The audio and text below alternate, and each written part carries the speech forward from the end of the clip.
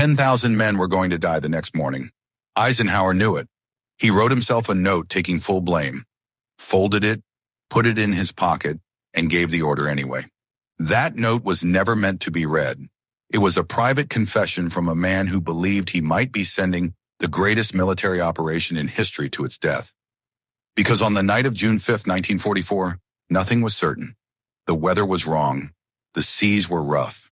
Hitler's Atlantic Wall, miles of bunkers, artillery, and fortified beaches, was waiting on the other side of the English Channel, and 156,000 Allied soldiers were about to climb into boats and sail straight at it.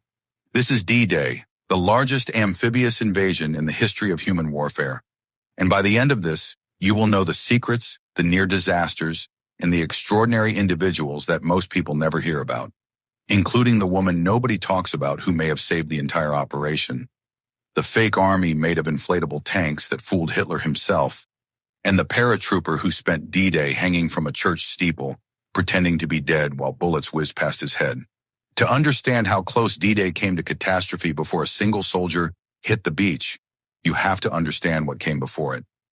In April 1944, just weeks before the real invasion, the Allies ran a full rehearsal called Exercise Tiger on the beaches of Devon in southern England.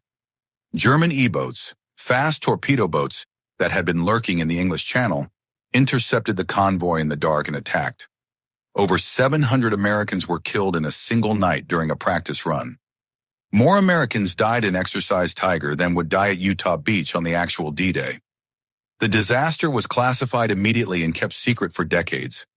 Too devastating to announce, too dangerous to reveal, while the real invasion was still being planned. Nobody outside the inner circle knew. The men who would storm Normandy weeks later had no idea that the rehearsal had turned into a massacre. The deception that made the real invasion possible was called Operation Bodyguard, and it was one of the most elaborate lies in military history. The Allies needed Hitler to believe the invasion would land at Pas-de-Calais, the narrowest point of the English Channel, the most logical landing site.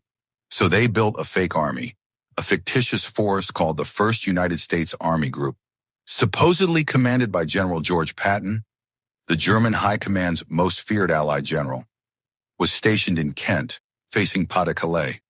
They filled the fields with inflatable rubber tanks, dummy trucks, and fake landing craft. They generated constant phony radio traffic designed to be intercepted and decoded by German intelligence. 500 dummy paratroopers were later dropped over fake drop zones, rigged with fireworks that simulated gunfire when they hit the ground, sending German troops scrambling through the dark chasing phantoms for hours. Hitler believed every bit of it, even on the day of the actual landings. Even as Allied troops were dying on the beaches of Normandy, a significant portion of German armored reserves were held back, waiting for the real invasion at Pas-de-Calais that was never coming. The inflatable tanks in a Kent field may have done more damage to the German war effort than entire armored divisions. But here is the detail that almost nobody knows. The 24-hour delay that launched the invasion on June 6th instead of June 5th, the delay that caught German defenders in a moment of lowered alert, came partly because of a woman named Maureen Flavin Sweeney.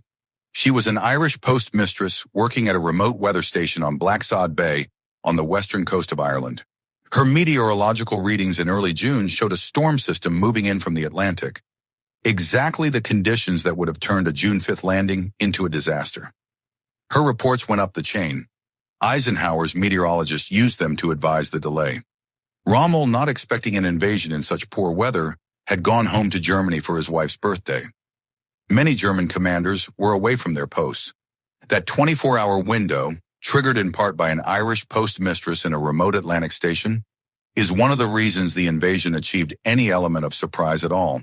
The scale of what crossed the Channel on June 6th is almost impossible to process. 5,000 ships, 13,000 aircraft. The English Channel was so packed with Allied vessels that soldiers said you felt like you could walk from England to France on the decks of ships. It was the largest fleet ever assembled in human history, sailing toward 5 beaches designated Utah, Omaha, Gold, Juno, and Sword. Before the main force hit the beaches, the paratroopers went in at midnight. American and British paratroopers jumped into the darkness over Normandy hours before dawn, tasked with securing key bridges and disrupting German communications. It was chaos almost immediately. Anti-aircraft fire scattered the transport planes.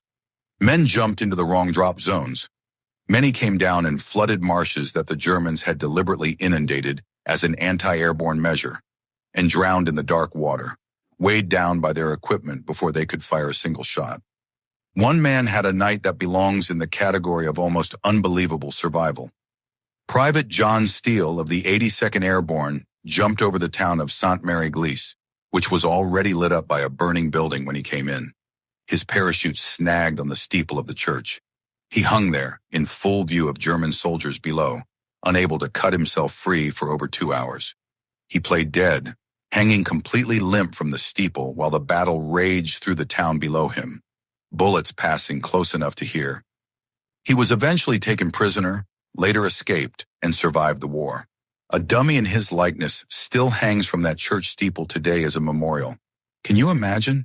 Dangling from a church in the middle of a war, completely helpless, pretending to be dead for 2 hours. On the beaches, the assault was going better on some stretches and catastrophically on others. At Utah Beach, the landing craft drifted off course from the intended landing zone, and by accident, landed in a section of beach with lighter German defenses. Casualties were relatively low, and it was here that Brigadier General Theodore Roosevelt Jr. became the story within the story. 56 years old, son of President Theodore Roosevelt, walking with a cane due to severe arthritis, suffering from a heart condition that would kill him just 5 weeks later. He was the only general in the first wave and the oldest man to land on D-Day. He had begged his commanders to let him go in with the first wave, writing a personal letter arguing his case. They eventually said yes. He walked Utah Beach under fire with his cane in one hand and a pistol in the other, personally directing units, reportedly telling his officers, "We'll start the war from right here." He received the Medal of Honor. Omaha Beach was something else entirely. The preliminary bombardment largely missed the German fortifications. The specialized swimming tanks designed to provide fire support sank in the rough seas before reaching the shore.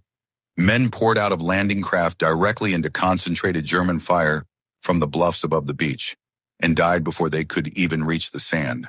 In the first wave, entire companies lost more than half their men in minutes. Omaha should not have been taken that day. What saved it was not the plan. The plan had failed. What saved it was small groups of men, on their own initiative, who found gaps in the wire and started climbing the bluffs because staying on the beach meant certain death.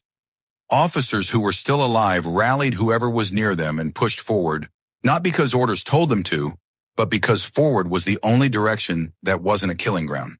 By mid-morning, soldiers were at the top. By afternoon, the German position had crumbled. Above the beaches, the Luftwaffe barely showed up. German air power had been so decimated by Allied bombing campaigns and diverted to other fronts that the skies over Normandy were almost entirely Allied. German soldiers on the ground began making a dark joke that spread across the entire front. If the plane is silver, it's American. Blue, it's British. Invisible, it's ours. On Sword Beach, a Scottish soldier named Bill Millen walked ashore playing his bagpipes. His commander, Lord Lovat, had ordered it, ignoring British Army regulations banning bagpipes in combat.